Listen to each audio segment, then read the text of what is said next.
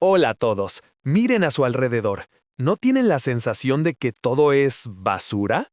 Las grandes empresas están en una carrera hacia el fondo, para ver qué tan mala pueden hacer la calidad de sus productos antes de que dejemos de comprar.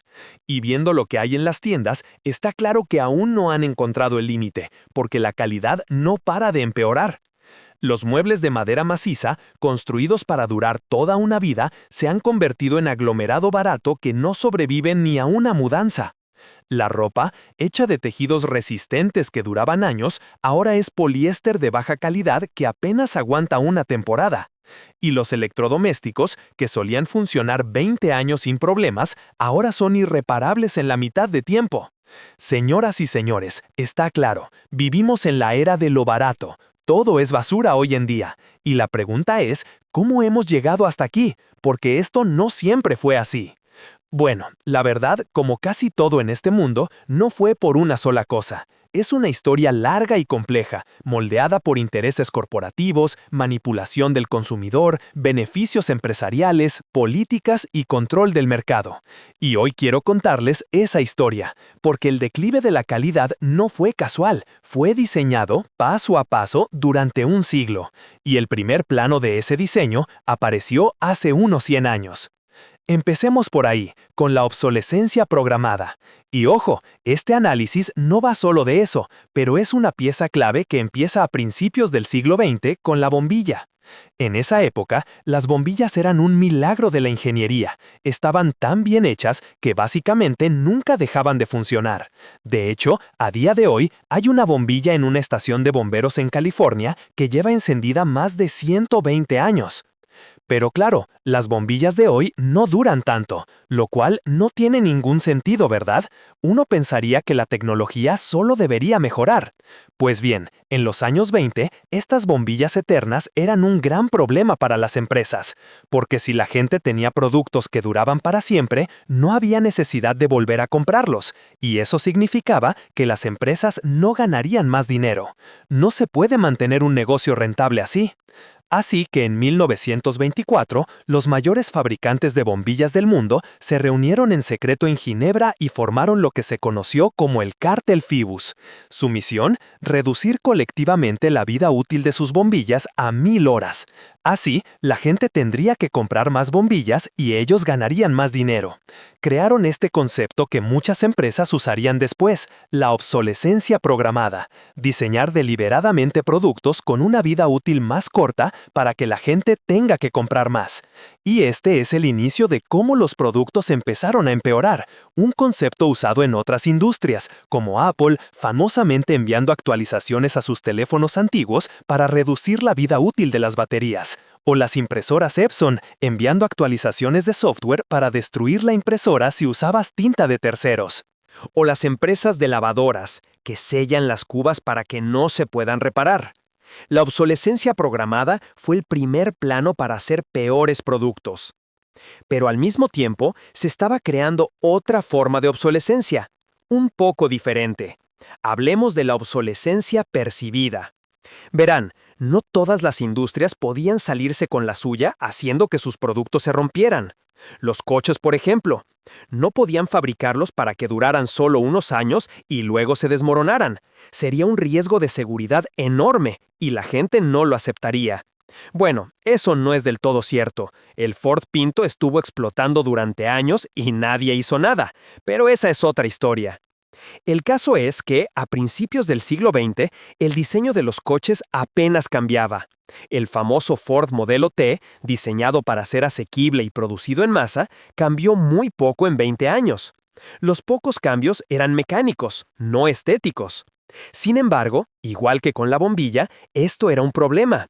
Si la gente tenía un coche que seguía funcionando, no había necesidad de comprar uno nuevo, y eso afectaba a los beneficios.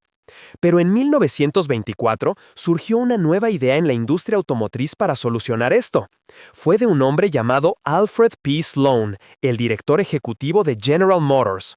Su idea fue, en lugar de vender coches por su durabilidad y practicidad, empezaría a venderlos como artículos de moda. Y para ello, ideó un plan brillante, las actualizaciones anuales del modelo. Cada año cogerían el mismo coche, le harían pequeños cambios, nuevos colores, alguna característica tecnológica, pequeños retoques de estilo y lo venderían como nuevo.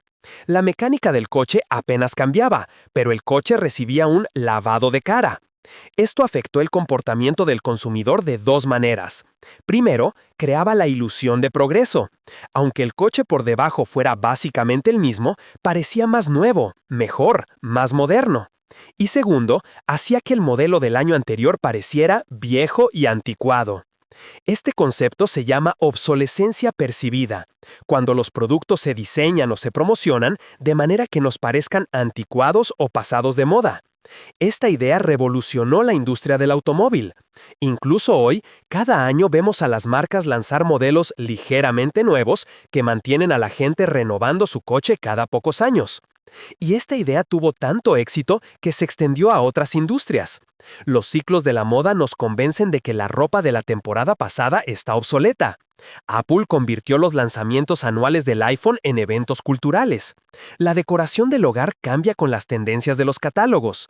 La obsolescencia percibida no rompía tus productos, pero te hacía ver tus productos como viejos, anticuados, desechables. Sin embargo, estos dos primeros conceptos eran juegos de niños comparados con lo que ocurriría en los años 70, cuando las corporaciones cambiarían completamente su forma de operar. Hablemos del capitalismo de accionistas. Miren, hasta finales de los 70, la mayoría de las empresas operaban bajo un modelo llamado capitalismo de partes interesadas, stakeholder capitalism. La idea era que la responsabilidad de una empresa era un equilibrio entre sus accionistas, sus empleados, sus clientes y las comunidades donde operaba. Se esperaba que las empresas equilibraran el beneficio con la estabilidad a largo plazo y la responsabilidad social. No era perfecto, ni mucho menos, pero creaba un entorno donde se trataba bien a los empleados, se diseñaban buenos productos y, a largo plazo, las empresas ganaban dinero. Sin embargo, en 1970, un famoso economista desafió esta idea. Su nombre era Milton Friedman, quien escribió un ensayo muy famoso en el New York Times argumentando que la única responsabilidad social de una empresa es aumentar las ganancias para sus accionistas, 5 y punto. Esta idea se conoció más tarde como capitalismo de accionistas, shareholder capitalism. Bajo este modelo, el cliente ya no era la prioridad. Tampoco lo eran los trabajadores, ni las comunidades, ni la reputación a largo plazo. La prioridad eran los resultados trimestrales, el precio de las acciones a corto plazo y maximizar el rendimiento para los inversores. Esta idea explotó en los años 80, y el primer hombre que la puso en práctica de forma brutal fue Jack Welch, el CEO de General Electric. Su lema era: arréglalo, ciérralo o véndelo. Welch era un director ejecutivo agresivo. Cualquier división de General Electric que no fuera la número 1 o 2 en su industria era reestructurada, cerrada o vendida. Y con sus propios empleados aplicó una estrategia despiadada llamada rank and yank, clasificar y descartar. Categorizaba a los empleados en excelentes, promedio e inferiores, y cada año despedía al 10% inferior.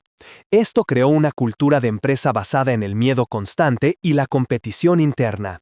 Supervisó despidos masivos, cierre de fábricas y la deslocalización de empleos al extranjero. Estas prácticas le valieron el apodo de Jack Neutron, porque como una bomba de neutrones, eliminaba a la gente pero dejaba los edificios en pie. En sus primeros 5 años, despidió a 112,000 personas.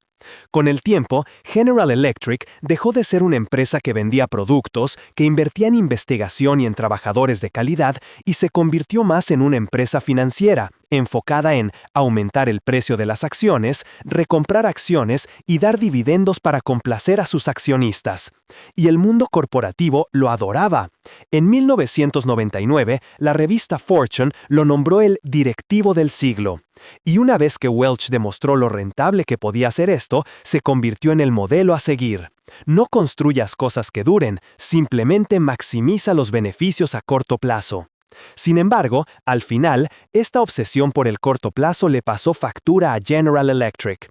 El precio de las acciones se desplomó 2 veces. La compañía casi colapsó en la crisis financiera de 2008, recibió un rescate gubernamental de $139 mil millones y finalmente fue dividida en 3 compañías. Y la mayor ironía de esta historia es que en una entrevista de 2009, el propio Jack Welch llamó al capitalismo de accionistas la idea más estúpida del mundo.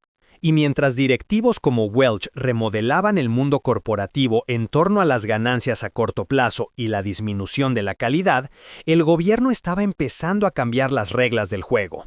Hablemos de la desregulación. Durante décadas, regulaciones estrictas habían mantenido a raya a las industrias. Las leyes antimonopolio limitaban cuánto podía crecer una empresa y las regulaciones aseguraban un cierto nivel de estabilidad y calidad en el servicio. Sin embargo, en los años 80, todo eso empezó a cambiar, liderado por Ronald Reagan. Su filosofía era que el gobierno debía quitarse de en medio de los negocios. Se centró en recortar impuestos, reducir el tamaño del gobierno y desregular. Uno de los primeros ejemplos de cómo la desregulación cambió una industria fue con las aerolíneas. Durante décadas, los viajes aéreos en EU estaban controlados por la Junta de Aeronáutica Civil, que fijaba los precios, controlaba las rutas y aseguraba la estabilidad. En esa era, las aerolíneas no podían competir en precio, así que, ¿en qué competían? En comodidad y calidad.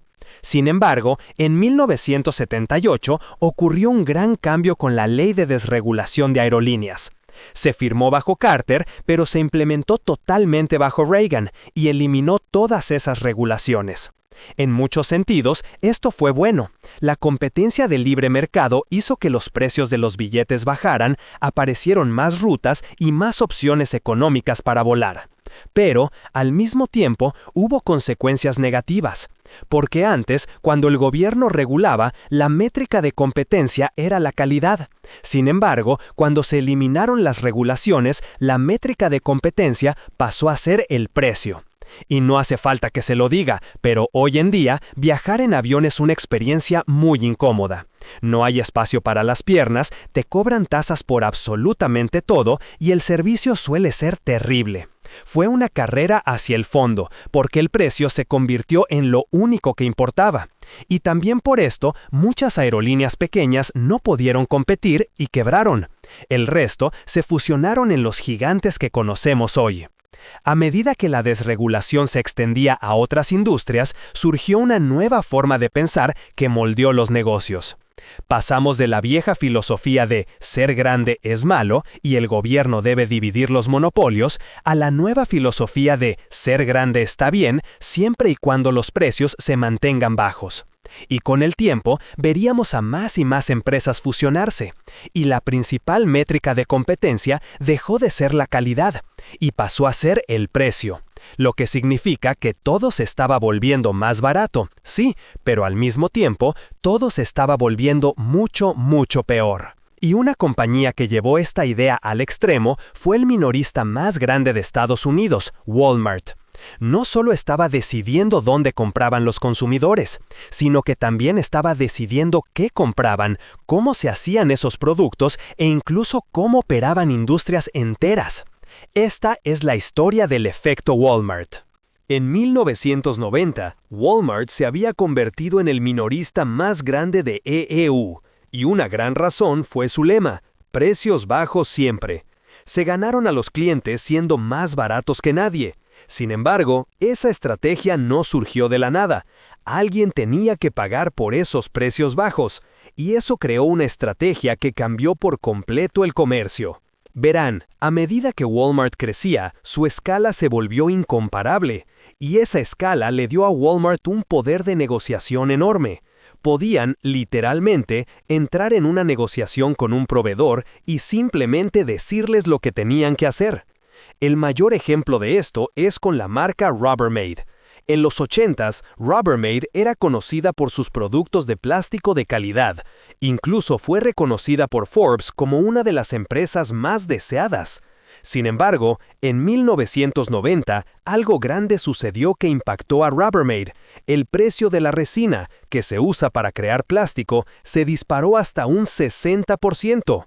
La mayoría de las ventas de Rubbermaid provenían de Walmart, y cuando Rubbermaid se acercó a Walmart y habló de subir los precios para cubrir los costos, Walmart se negó. Y no solo eso, sino que redujo su espacio en las estanterías para dárselo a alternativas más baratas. En ese momento, una gran parte de sus ventas dependía de Walmart, y cuando perdieron ese espacio, perdieron una parte masiva de sus ventas, lo que finalmente los llevó a la bancarrota en 1999. Y una vez que quebraron, fueron adquiridos por otra compañía, Newell, que sí se doblegó ante Walmart, trasladó la producción al extranjero, bajó la calidad, y Rubbermaid se convirtió en otra marca de plástico barato en las estanterías de Walmart. Walmart tenía tanto poder de mercado que esencialmente podía decirles a las empresas qué hacer. Y junto con Rubbermaid, para mantener los precios bajos, Walmart obligó a otras marcas de alta calidad como Levi's, Black & Decker, Huffy o Fruit of the Loom a bajar sus precios. ¿Cómo? Trasladando la producción al extranjero y bajando la calidad. Y como dije antes, cuando el precio se convierte en la métrica de competencia, la calidad es lo primero que desaparece. Este dominio del mercado se conoció más tarde como el efecto Walmart, donde Walmart exige precios más bajos. Las marcas recortan calidad y deslocalizan para cumplir esas demandas. La reputación de la marca se erosiona, la gama media desaparece y los consumidores nos acostumbramos a los productos baratos, reforzando el ciclo. El efecto Walmart no solo cambió marcas individuales, cambió toda la cadena de suministro. Su lema, precios bajos siempre, era en realidad una exigencia. Así que las empresas no tuvieron más remedio que buscar en el extranjero mano de obra barata y costos de producción bajos. Y mientras esto sucedía, la política comercial de EU estaba abriendo la puerta para que los productos baratos inundaran el mercado estadounidense. Hablemos de la globalización. En los años 90, el mundo se estaba volviendo mucho más conectado, y con Walmart estableciendo el estándar de productos baratos y de baja calidad, la globalización fue la fuerza que los entregaría. A mediados y finales de los 90, hubo una serie de políticas que inundaron el mercado estadounidense y por extensión el mundial con bienes baratos y de baja calidad. La primera fue el NAFTA, el Tratado de Libre Comercio de América del Norte, que abrió el libre comercio entre México, Estados Unidos y Canadá. Esto terminó trasladando muchas fábricas de empresas al sur de la frontera, buscando trabajadores con salarios más bajos y produciendo bienes de menor calidad.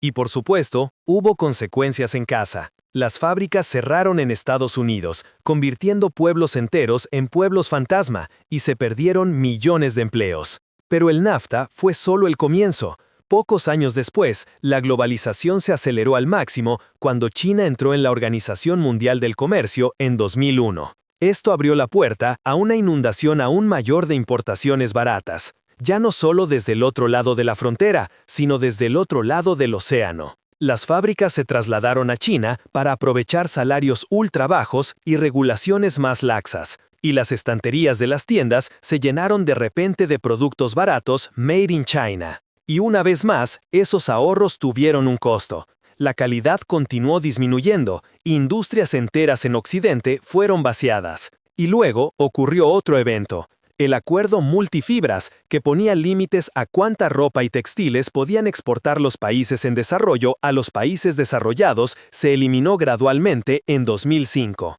Y la industria textil, por ejemplo en Estados Unidos, colapsó. Las fábricas cerraron, casi 1 millón de empleos desaparecieron, mientras que el mercado de la moda rápida, fast fashion, explotaba. Y con todos estos eventos, sí, todo se volvía más barato, pero la calidad también era ridículamente baja. Los muebles de madera maciza se convirtieron en aglomerado barato. La ropa de algodón, lana y mezclilla se convirtió en poliéster barato. Y los electrodomésticos que duraban 20 años ahora son irreparables. Bienvenidos a la era de lo barato. ¿Y ahora qué? ¿A dónde vamos desde aquí? Como dije al principio, todo está empeorando, no por un solo evento, sino por muchos. Como hemos discutido, lo hemos visto evolucionar desde la obsolescencia programada, a la obsolescencia percibida, al capitalismo de accionistas, a la desregulación, al efecto Walmart y finalmente a la globalización. Miren, yo no soy economista ni historiador, solo soy un comunicador que se metió en esta madriguera, investigó, conectó los puntos y ahora les presento lo que aprendí. Y quiero terminar compartiendo 3 conclusiones que yo, personalmente, he sacado de hacer esta investigación. Primera, las políticas moldean los productos, no los consumidores. Cuando empecé a investigar esto, pensé que iba a dedicar un capítulo entero al comportamiento del consumidor como la fuerza impulsora, pero cuanto más investigaba, más entendía que los consumidores, en realidad, tuvimos muy poco que ver con esto. El declive de la calidad fue moldeado por estrategias empresariales, por entrenamiento del consumidor, por regulaciones y su ausencia, y por políticas. Nosotros, los consumidores, no nos despertamos un día y empezamos a exigir basura barata y desechable. Fueron estas grandes fuerzas las que en última instancia crearon esa demanda. Segunda, una vez que se abre la caja de Pandora, no se puede cerrar. La historia de los productos baratos es la historia de la caja de Pandora. Permitimos que los productos baratos inundaran el mercado. Los consumidores nos acostumbramos a ellos y ya no hay vuelta atrás. Desafortunadamente, creo que no hay vuelta atrás. Una vez que le das a los consumidores la opción de comprar una camiseta por 5 euros, no van a volver de repente a comprar camisetas de 50 euros. Seguro que hay soluciones, pero no creo que volvamos a los viejos tiempos. Y finalmente, tercera, alguien en algún lugar está pagando el precio final. El gran mensaje de este vídeo fue algo que repetí varias veces. Cuando el precio se convierte en la métrica de competencia, la calidad es lo primero que desaparece. Pero la verdad es que la baja calidad no es la única consecuencia. Con este sistema, alguien en algún lugar está pagando el precio final por estos bienes más baratos. Ya sean pueblos vaciados en nuestros propios países, la erosión de nuestras industrias, el trabajo infantil en otros continentes, condiciones laborales injustas, prácticas poco éticas o negocios locales que luchan por sobrevivir. Y algo que este vídeo me ha inspirado a hacer es dejar de usar el precio como mi única métrica como un consumidor. Dejar de ir siempre a por lo más barato y empezar a centrarme también en cosas como la durabilidad, dónde se ha fabricado y los valores de la empresa que está detrás. He decidido que voy a ser mucho más consciente de dónde compro. Obviamente no tengo un suministro infinito de dinero y todavía tengo que ser consciente de mi presupuesto.